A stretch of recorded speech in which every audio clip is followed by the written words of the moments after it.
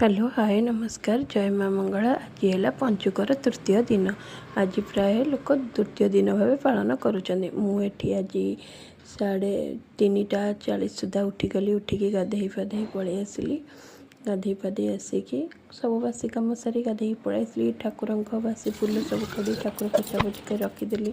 5टा बजे आग कहली पुअर टिफिन करदिए। पुआ 6:20 सुधा स्कूल जो कम सारी दिए चिता पका आरंभ करी सब ठाकुर बासन मजा मुझे ठाकुर पोछा पोछी सब करदे अधा कम पलैचे। पुअर टिफिन तैयारी कली। तार ओट्स करदेली टिफिन ता क्षीर रखीदेली।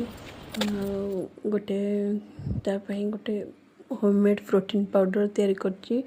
से वीडियोटी आपन को नेक्स्ट ईयर देवी। वीडियोटी रखी किंतु देवी आउ से प्रोटीन पाउडर क्षीर कॉन्फ्रेंस तो खाया देदेवी। ये ओट्स टिफिन ने थोदेली। तापर जी पुओ को उठेकी काम धंदा सारा तार सब घंटा फंटा ताको पिंधेदेली। पिंधेकी टिफिन सब पूरा पूरी करी खाया देदेली। से खाइला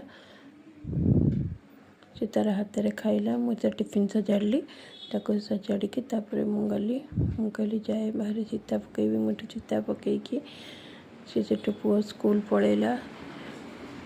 से बसी स्कूल अपन जाइनी गाड़ी आसनी। मुझे चिता अधा पकई जेहेतु कलर दे नी मु कलर दूसरी। मत एत चिता भल पकई आसेनी।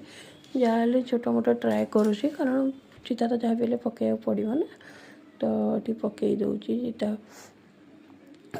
कमेंट रे कहे कौ मैंने आज द्वितीय दिन भाव पालन कर। आज मु तृतीय दिन भाव पालन करुँची। ये पुओ को देखुची पुओ बस बोली चिता पका अलमोस्ट मोर सरीगला। तापर गली ठाकुर सब पोछा पोछी रखी ठाकुर पूजा पूजी सब सारीदेली।